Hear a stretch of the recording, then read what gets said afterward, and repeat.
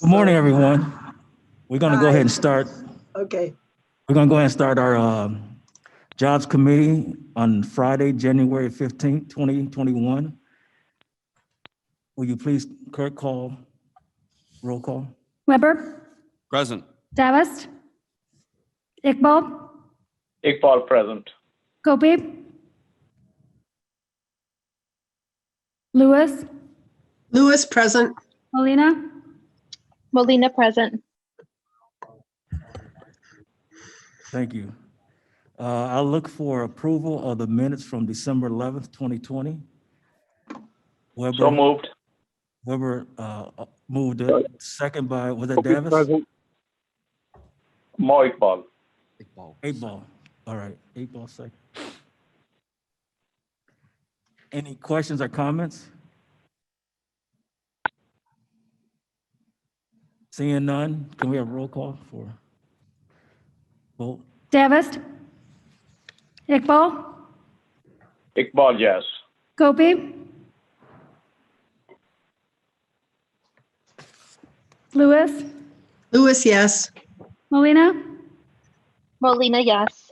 Weber, Yes. Ford. Yes.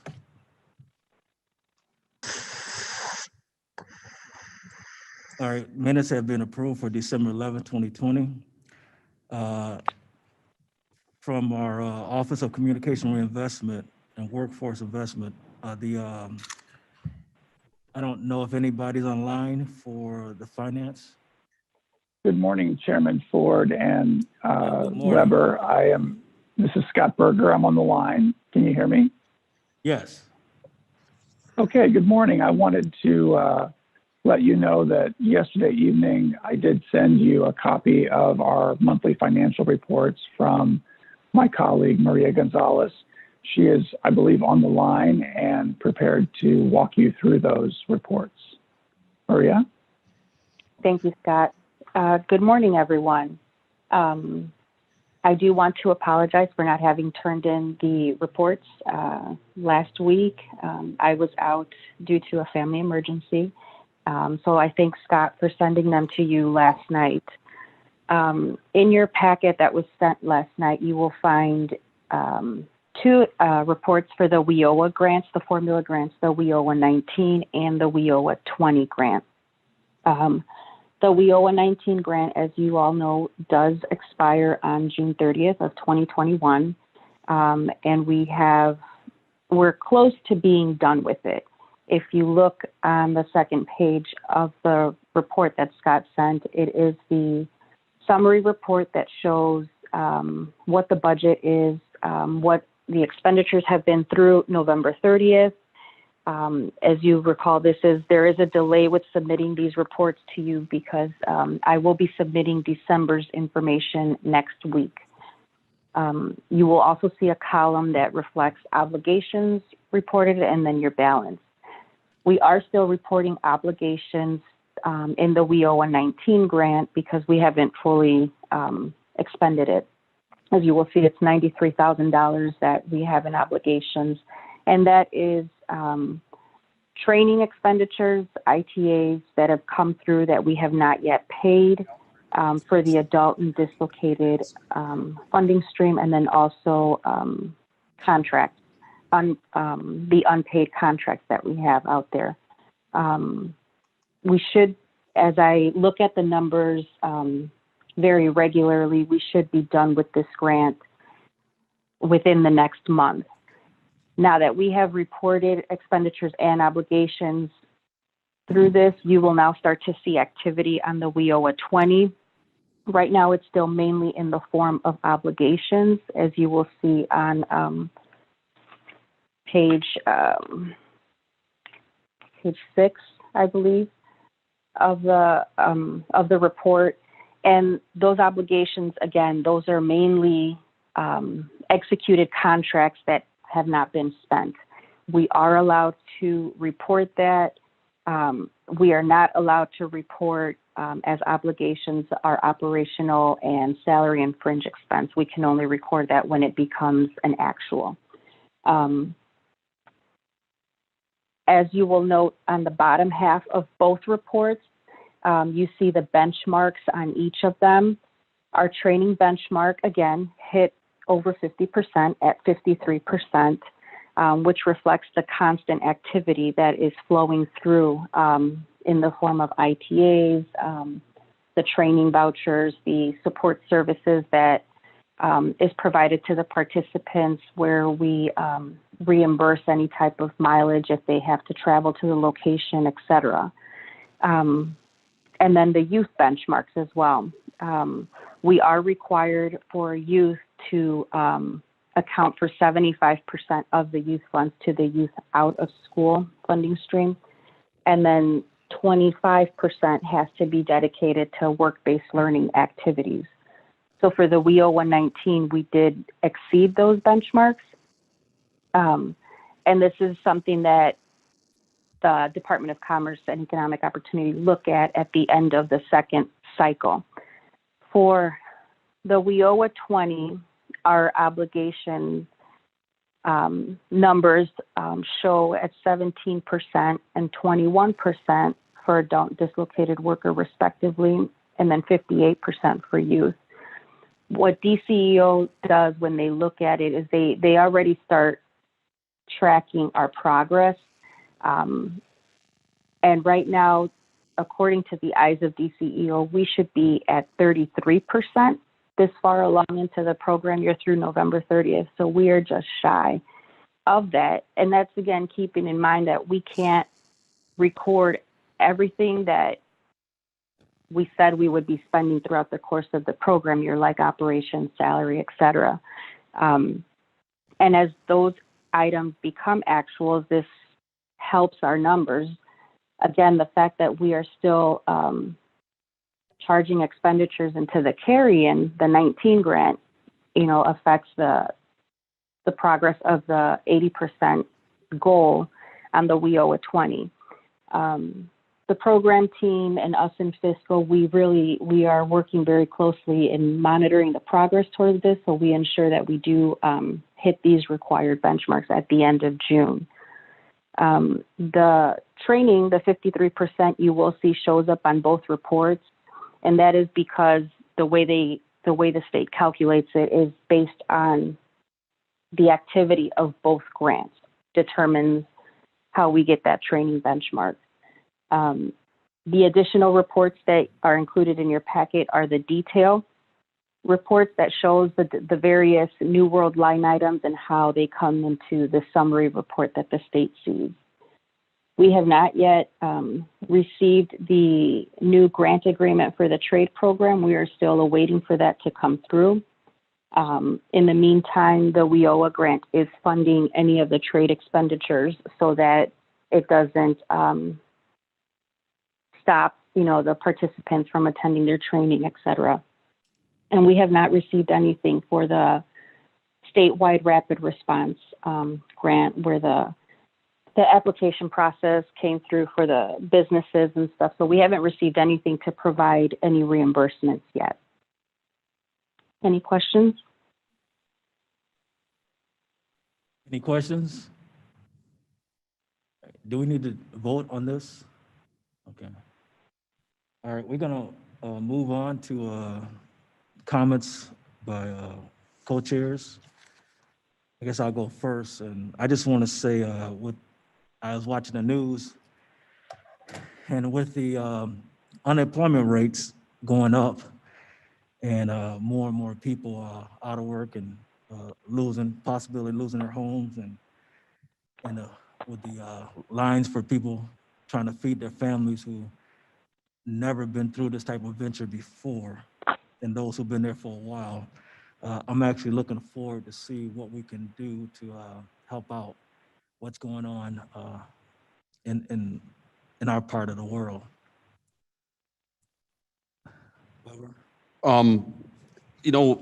Scott and Maria, one of the questions I have is there the process for getting state certified vendors or training partners, is if there's somebody that wants to sign up to train out of work people, the process to becoming state certified, is that a hard, difficult task, because I've had some people that have reached out that would like to help with some training. Good morning, this is Scott. Please forward those inquiries to us. We're happy to work with those individuals. However, please understand that our office is not responsible for certifying individual trainers. The Illinois Community College Board and the Illinois Board of Higher Education do that. And so without those certifications in place, there's really nothing we can do to help those trainers. Yeah, and I was, talking more in guidance to help them if they're, and I'll definitely connect them. But if they're reaching out, I want to offer any guidance to kind of get them going. In regards to what Co-Chair Ford said, a lot of the people that are, in these unemployment numbers, a lot of them are coming out of industries that are going to take a long time to come back. Whether it's, entertainment-based servers, bartenders, chefs, that kind of stuff. So a lot of these people are going to have to get retrained into something else to get them placed, in a new trade, so to say. So I just want to make sure that we have as many different options for them. Obviously, we do a lot of things with, CDL and, IT training or manufacturing. I just want to make sure that, we have all bases covered. That's all. So this is a good time for your constituents to pivot and consider training from our office and pursuit of a new career track. And in fact, in connection with the rental housing support program that you just approved earlier this week, we are planning to deploy kind of a public information campaign to make folks aware of our job training programs, because as folks are unable to pay their rent, unemployed, underemployed, this is a wonderful opportunity for them to take advantage of our job training assistance, consider getting credentialed in a new career, and going on the way to self-sufficiency in a new career path. So we're looking to kind of pair up the housing assistance in addition to the job training assistance, so that they are the most likely able to be self-sufficient going forward. Perfect. That makes complete sense. Thank you. Thank you. Mr. Chairman, this is Alan. I'm just sitting in on your meeting. Could I speak for a moment? Go ahead, Ella.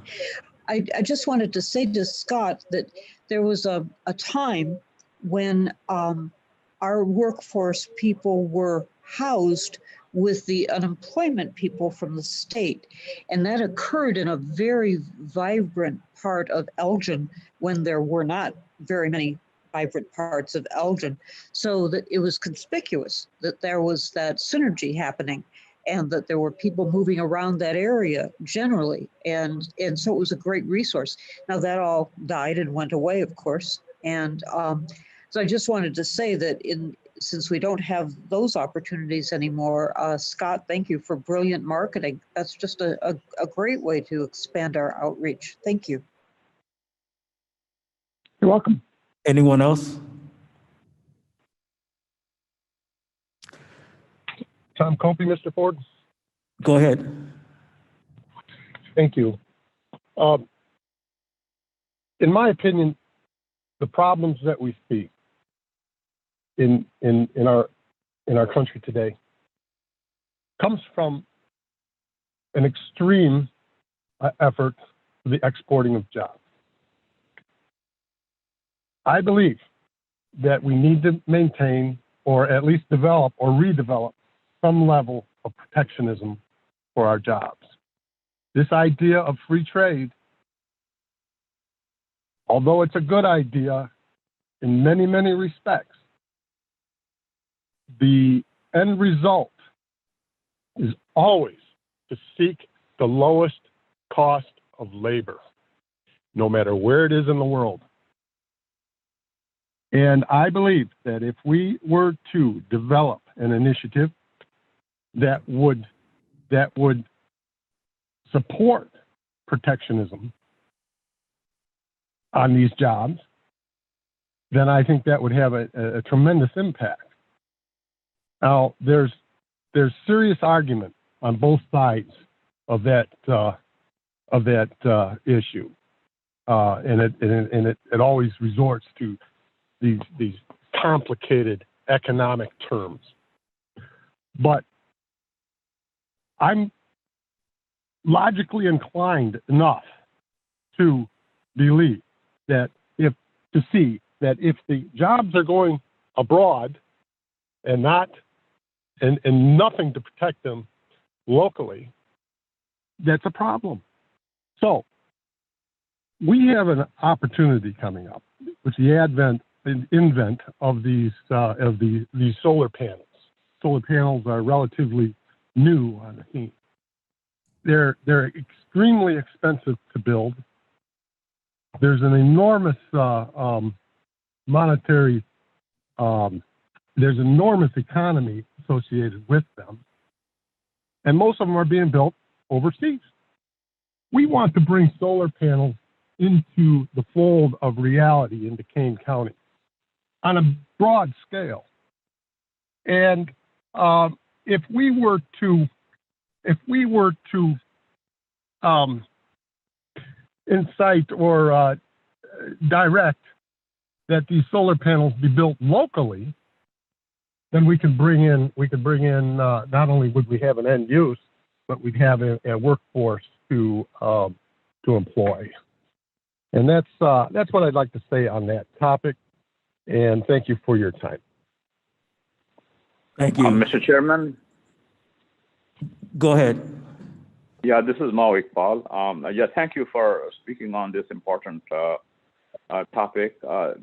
Just first of all, the solar panels, there is a factory in Rockford that is manufacturing it. Maybe it should go bigger, but there is one. And it's a good quality solar panels. Of course, it cannot compete the cheap one produced outside USA. The cost, certainly there's a cost of production which is higher here than in, say, China. The second thing, we have a 40-member workforce board, and I believe you are still the member. You were at one time the member. You left the board, but you are still here. Yes, I'm still there. Yeah. So I will, the Katie Bada, I hear, is the chairman of that board. We would like to engage that board with this committee. And since you are the chair, you are in the best position to do that, so we can integrate the effort that we have here, the sentiment that you have expressed, into reality. So if we could invite Katie Bada sometime to address to us, what is this board doing? Are these 40 people still engaged? This is a 3-county board. If you could take this initiative, that would be really great next time. Okay. Oh, I didn't catch your last statement. Yeah, if you could engage Katie Bada, and if she could zoom in and discuss what is going on that board, that will be step number one. Since you are on both committees and the leader of both committees, this committee and the board, you are in a perfect position to integrate the ideas that you have expressed into reality in this county and in this region. So I request that if you could, invite Katie Bada sometime to address and tell us. I don't know nothing about that board, who these members are, what do they do. Last time I heard they had not met for 18 months. Mr. Ford, I'd be happy to answer the questions that are being posed. Can we do this though? Can we do this though? I actually see this subject, and I'm hoping that others will agree with me, as being an opportunity to actually identify and see how we can expand or support those items that are built and made in the United States. That subject right there, we can find a place for it within our future agenda. I don't think we're gonna actually resolve anything at this present moment, but we can easily take note of it and at some point, bring it back as its own separate subject. And we can communicate with the Workforce Development Board. So what I'd like to do is actually, I got your point, and I think Board Member Weber, watch us nod, he agrees with me. So we'll just make note of that and move on to the next item where committee priorities we're going to talk about, and even that could be added to one of our subject items. So we're going to have our open discussion to plan our jobs committee priorities for 2021.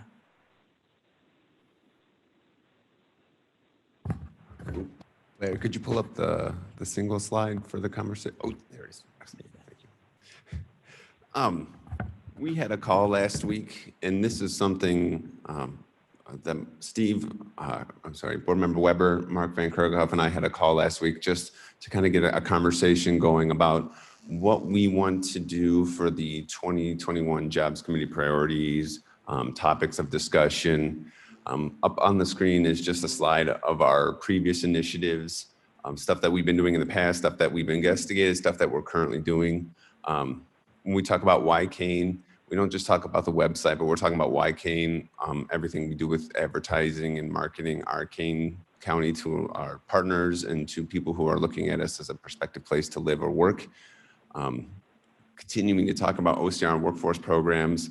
A big one that I'm excited that's really ramping up is our Kane Energy Efficiency Program, which is our CPACE, or Commercial Property Assessed Clean Energy Program, which is for our green energy improvements for our commercial buildings.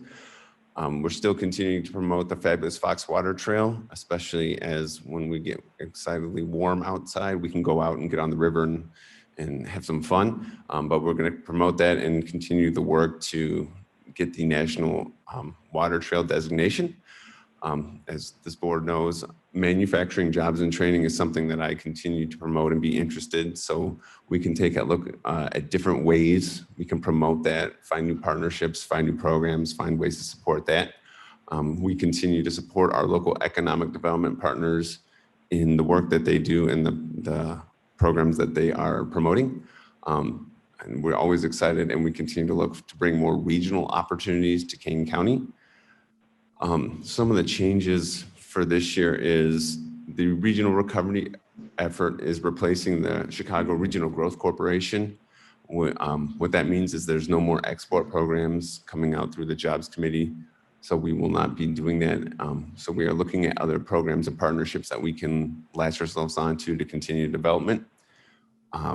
One of the things that we are continuing to look is how to promote more of our agricultural economy. We serve we want to make sure that we are serving all of our residents in our county, and bringing the agricultural economy is something new and exciting as we move more towards also sustainability. Our KEY program has a component for agricultural properties that we want to continue to promote, make sure that our agricultural producers know that that's available. Our department continues to work on our farmland protection and growing for praying and our Compeer grants, which are in progress. Our green economy programs, which is the E&E committee, as I mentioned, the fabulous Fox Water Trail and Keep. The one thing I always want to keep saying is we have the Kane Energy Efficiency Program. We need to continue to advocate for it. We launched that in 2019. We've had 3 approvals thus far, and we're meeting to discuss one today, and there's some others in the pipeline. So that's continuing to move forward. But how can we promote it and make sure that our businesses know that it's an available option? The Soul Smart program, where we were designated bronze in terms of our levels of advocacy and implementation into solar energy into our planning processes. And then they talked a little bit about it.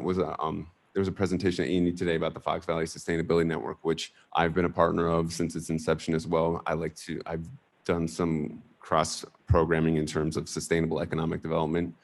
And these are just topics we've done in the past. The future is wide open, which is exciting because we can make some changes or continue some work And I would really love to hear the board members' thoughts of, what they'd like to see for my work and for the work of the Jobs Committee in 2021. All right. I'm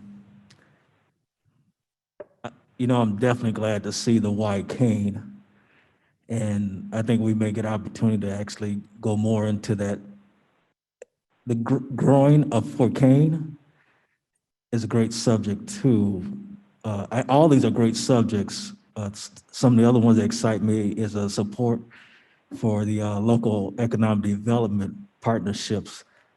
There's a lot of projects I hear about throughout Kane County, and we may get the opportunity to support some of the initiative it takes to get these projects up and going throughout the county, which bring great tax dollars back into the tax books. Can you go a little bit more for me on the Fox Valley Sustainability Network? Absolutely. It's a partnership between 7 Generations Ahead and Kane County and some other partners that's been promoting different environmental aspects over, I think now they've been active for about 5 years. Okay. They get together probably quarterly to discuss different policy and action items in which they want to continue to advocate for. In the past, I specifically I went to Cleveland for Sustainable Economic Development Forum, and we talked about some projects that were possible. I do economic development updates for them from the work that we do. And they've also been a great nexus for me to promote the Kane Energy Efficiency Program. I presented to them, I think the last time I met in person with them was January 2020, and that was a great way to lead into more of our solar installers to get into the KEEP program. So just something, they did present at ENE today, and it's another partnership that we can have to work on different goals, especially in the realm of economic sustainability, both with the green economy and resiliency. All right. Anybody else? Any questions, comments? Madam Chair? Thank you. I have been approached by numerous mayors that Kane County may want to start considering putting together an economic development council, which would include business partners as well as other elected officials throughout the county, mayors, et cetera, similar to the model of Choose DuPage, which is a private-public partnership. And that may be something that could reach out to a number of the items that I see here. And this obviously would also include our agricultural community, because everyone well supports that important industry here in Kane County, as well as our growing need for local food sourcing and our interest in that. And that could be an amazing job growth. And something that's unique for us, because we have this rural as well as urban environment that Kane County is blessed with. Yeah, I really like that idea. Yeah. No, so do I. I would definitely like to continue discussion on that, as far as who approached you, or I guess we'd have to do some research on Choose DuPage, right, and kind of see how that flows right now. That's correct. We'll look That's into that, correct. yeah, for sure. And we can talk to our friends with Metro West, and they'd be more than happy to help us lead that discussion. I don't know if it should come through this committee to do that study. I assume if we have a staff member who could help out, or perhaps we can ask a board member or a committee member to start doing that research. Is Mr. Van Kerkhoff, are you on the phone? Yeah, I sure am. Are And you familiar with the Choose DuPage? Sure, we'd be happy to do that. Research is part of the Chicago Regional Growth Corporation 7-county effort over the last almost 7 years. I got to know the other county organizations pretty well. Kane, Cook, and Kendall counties are the only collar counties that do not have a countywide economic development public-private partnership. The other counties do, and we'd be happy to kind of give an overview of how those are operated if you'd like. One of the unique differences with Kane County is with the state's second and 8th largest cities already having a public-private development entity, Invest Aurora and the Elgin Development Group. That makes us a little bit different than some of the other counties, and how those groups would interact with a countywide organization, would be part of that planning to do so. So we're familiar with it. We're happy to, help the current board take a fresh look at that, as well as the current mayors and business groups in the area. So yeah, we're happy to do that. Thank you. I think it's going to be an interesting conversation, and if we can adequately launch it to make sure that it best represents the needs, the growing needs of Kane County, and obviously our real interest in sustainability. And we were mentioned, Mr. Copey was talking about solar energy. So if that is an interest that we have and that seems to be systemic throughout the county, we could be a real thought leader in all of this. It'd be an excellent opportunity for us. One of the things I'd be interested in seeing, Chris, maybe you even know this, how many companies right now, manufacturers, are doing components for sustainable energy or manufacturing, circuit boards or anything just that is in that realm in the county? I don't know the number off the top of my head, but I can reach out to some of our organization partnerships like VAA or IMA. They might have a better grasp on that. I don't know, but I do know that there is interest in this area in that manufacturing. We just don't have any solid numbers, and the data for it's probably about 2 years old from the census. So I can reach out to our partners and see if we can find some more information about that. That'd be great. Kind of see where we're at now, and then, yeah, thank you. Any other comments or questions? I think this Kane County Economic Development Council would be a great idea. I can see some of the items that we have here on our initiative for future subjects being a part of that, where it can actually help us move forward. That'd be a great amount of communication to get a lot of the city, villages, towns on the same page. One time I had the pleasure of serving on DuPage mayors and managers, and a lot of projects got moved and funded by the state because of the unity that was put together. Anything else? Go ahead.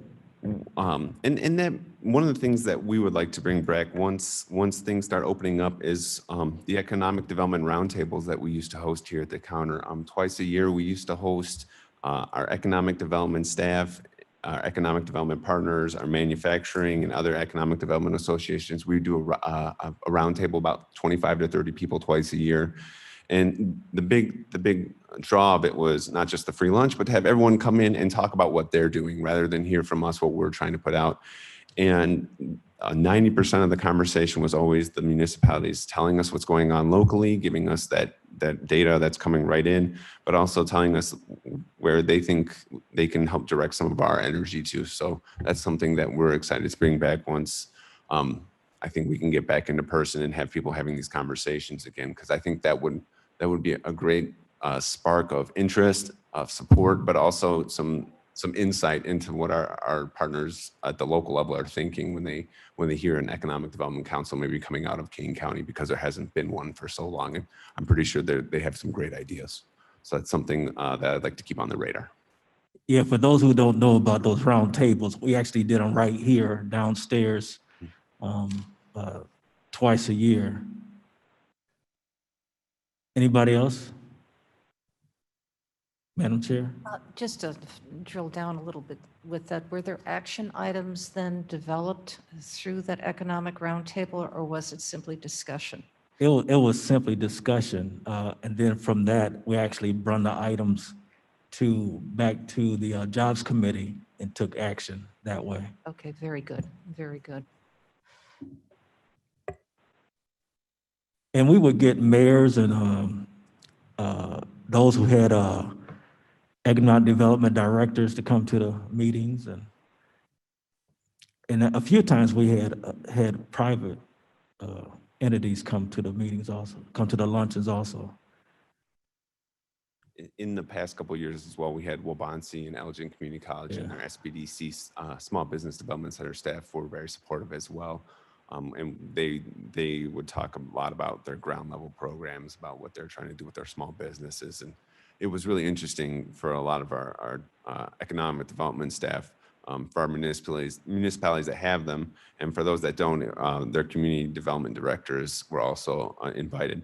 And just to hear just directly from those who are working with our small businesses was a lot of good just information for them to have for their policy. Thank you. And going back to talking about the Workforce Development Board, doing something of this nature and the roundtables, we can actually help assist the board with trying to be achieved. I've talked this with the Madam Chair about taking our colleges and trying to bring them together to help serve what's missing out into the training world, especially as far as manufacturing. But there's so many other job opportunities.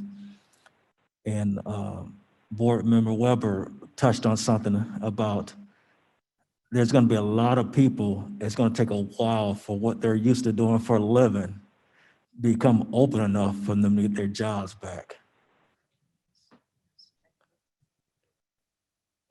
And if we can, and I think that the toughest part we're going to have, and it is for government, is how to get the word out. And I think that as we can do whatever we can to help support that initiative, will go a long way.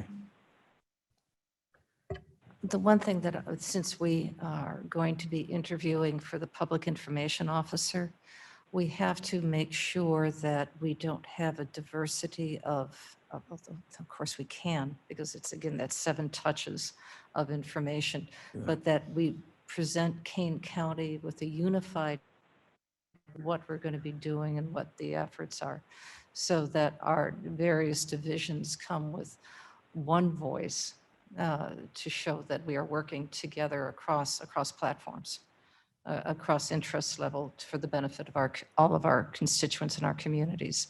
So whether it's economic growth or physical health, they're perfectly aligned with each other, because you need both, and education, of course.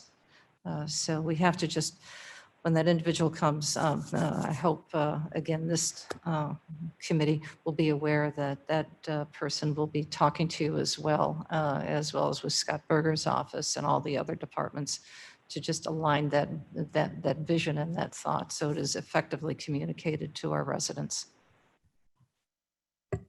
Thank you. Any other questions or comments? Seeing none, let's move on to the staff updates for the Kane County Economic Development Initiative. So I just have 2 quick updates. This is one of my new running items, but I just wanted to give an update on our unemployment numbers. So the most recent numbers for Kane County is we did go up in November. So our unemployment was 6.1%, which was still below the Illinois 6.5% and USA 6.7% for November. I got the seasonally adjusted numbers for the United States for December, and the unemployment then stayed flat at 6.7%. So we're still seeing about a 2-month lag time for our local data in terms of unemployment, but we are still continuing to beat our average, even if by a small percentage point. So that's just something to keep an eye on. The next couple of months, I can't give a good prediction this time. It's up in the air. So we're going to see a lot of new policies coming out of Washington. We're going to see a lot of changing in program from the state. And so it's going to take some time to have our unemployment numbers reflect those. So I'll just continue to update them as they change. The other thing is back in the early parts of the pandemic, there was a program called the Paycheck Protection Program. As a lot of people remember, we were heavily promoting it in Kane County. And as of Monday, round 2 is open for applications. I don't want to go through all of the points, but the major ones are now the program has been expanded to include 501c6s, housing co-ops, destination marketing organizations, and others that aren't listed. They're actually providing greater flexibility for seasonal employees. And if you did spend all your money in the first draw and you have less than 300 employees and you can show that you had a 25% reduction in gross receipts compare with your comparable quarters in 2019 and 2020, your business can apply again. You know, I really appreciate that we were able to talk about our unified marketing effort. One of the things during the pandemic that I learned to get our message directly to business was to not just align myself with the economic development partners, but to make sure that our message is getting to our small business development centers, because that's where our businesses go first for this information. So when I hear from someone who does not know about these programs or is finding out about them weeks after, the first thing I ask them, have you spoken with the SBDC? Have you spoken with the colleges? Who have you spoken to and where are you going? Because it has been easier for me to help people connect with those who are doing those programs rather than try to explain them myself. So it's changed how we do things, but we continue to have our list of partners, but we're marketing this out just so that Kane County businesses know that this is an opportunity for them, and that, of course, that any federal dollars that are available, we try to get as much as we can. And that is all for my staff updates. All right. Just a reminder that as you speak, will you please introduce who you are so that others can understand who's actually speaking? Can you make sure that those who want it, especially me, get a copy of that outline for the round 2? Absolutely. Mr. Chairman, this is Mark Van Kerkhoff. If Blair could put the initiative slide back up, I have a couple of updates for the committee if you'd like to hear them. Sure, go ahead. Sure. So first of all, one update with the Why Kane initiative, as Chris mentioned, this is promoting Kane as a whole.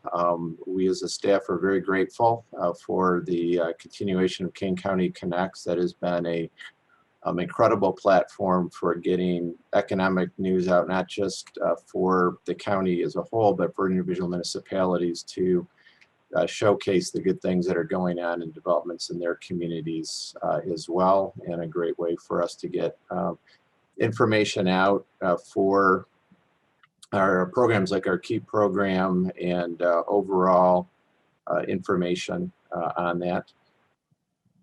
And so that's our slide or website if people are not familiar with it, and always open to suggestions to improve its function. And then if you could go back to the initiative slide.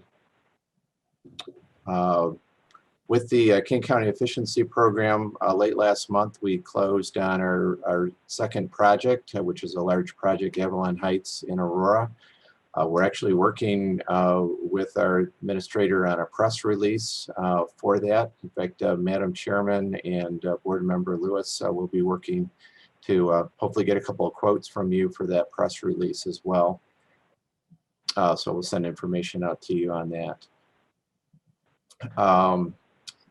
In terms of bringing regional opportunities to Kane County, today Chris Toth and I will be submitting a letter of interest to Intersect Illinois, which is the statewide economic development marketer for the state of Illinois, about our interest in participating in a trades mission from companies from Denmark who are big into the technologies and supporting the pig and hog pork industry, and looking to match up our growers and or hog producers in the region, as well as the companies and manufacturers that are involved in those processes, and bring some opportunities to our local manufacturing community as well with that. And our Growing for Kane program and the grants that are in process, there'll be more on that next week with our agriculture committee, but we're very excited about being able to support our local growers and the jobs that those create. as well. So with that, if there's any other questions, I'd be happy to answer those, but we're very excited about the work we're able to do with the county board. All right, any other questions or comments? All right, we're gonna move on to new business. I think our new business is our Kane County Economic Development Council. So, Mr. Chairman? sure, go ahead. Yeah, this is Maui Paul.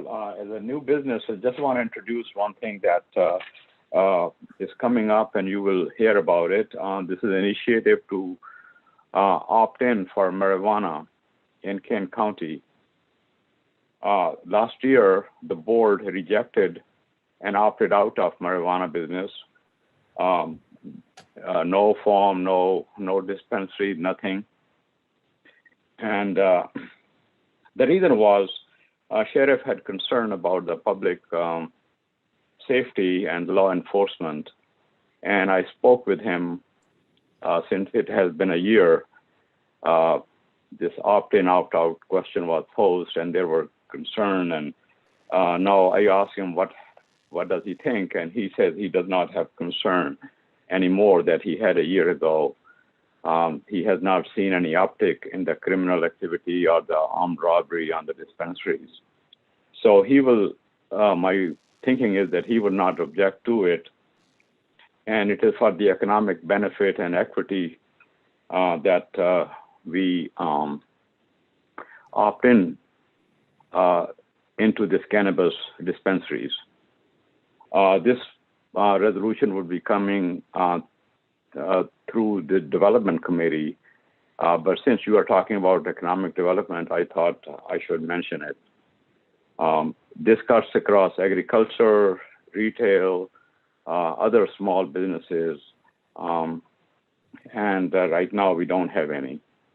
So just a comment on the economic development, and I hope you will all support it at the board meeting. Okay. Any other thoughts, comments? Madam Chair? Mr. Chairman, Tom Cliffy? We got Madam Chair, let her go ahead and then come in. Go ahead. Thank you, Chair Ford. Mr. Iqbal, I have a question for you. The resolution that you're about to present to the board, is this, just to clarify, is it simply for cannabis dispensaries in unincorporated Kane County? Which is for unincorporated Kane County. Incorporated are already done. We don't have jurisdiction in that category.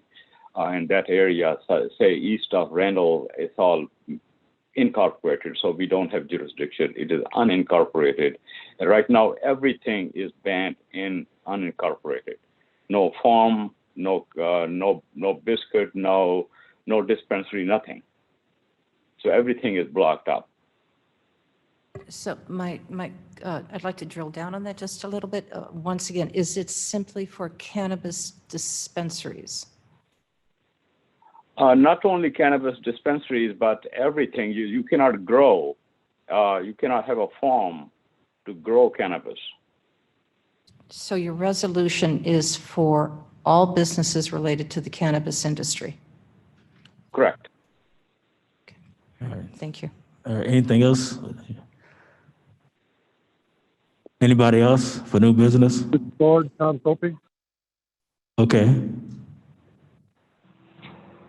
You have me? Yeah, go ahead. Oh, thank you. Shifting gears a little bit, I had touched base on the idea of solar panel on a broad scale in regards to generating revenue for Kane County. And I have spoke with IBEW representatives out of Aurora, and they are very interested in offering information, expertise, directions for engineering, and basically for discussions. And I would like to eventually engage in a feasibility study on that topic. And if we could keep that on the agenda also, I think that would be a positive note if you would please consider. Thank you. All right. If you would give me a call in the next few days so I can get a chance to talk with them, me and co-chair Weber, to see exactly what the procedure would be with that, so we can make that decision. All right. Absolutely. Thank you very much. Anything else that should be on the new business? All right, seeing none. Mr. Chairman, Sure. excuse me, this is Commissioner Bates. May I Go ahead. speak? Go ahead. Thank you, Mr. Copey, for bringing up building solar panels in Kane County. As the chairman of the Environmental and Energy Committee, I would like to help with that and say that that's part of the green economy network that we're hoping to build in Kane County. So yay. And let us know if we can help with the Energy Committee. Thank you. Thank you. Anything else? All right, seeing none, let's move on to any public comments. All right. Seeing none there, let's move on to reports placed on file. Weber will move it. Molina seconds. All right, we have a motion and second. Any questions or comments? Seeing none, we have a roll call. Iqbal,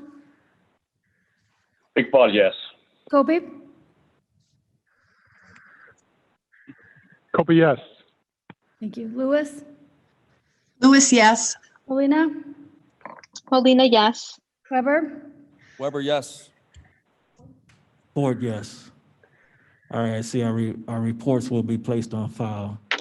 I believe there is no need for executive session, so I can't get a motion to adjourn. So moved. By? Iqbal moves. Okay. Can I get a second? Weber will second. I believe we can have a voice call on this. All in favor by saying aye? Aye. Aye. Opposed? Aye. Opposed, same sign. We are adjourned. Thank you. Thank you. Thank you.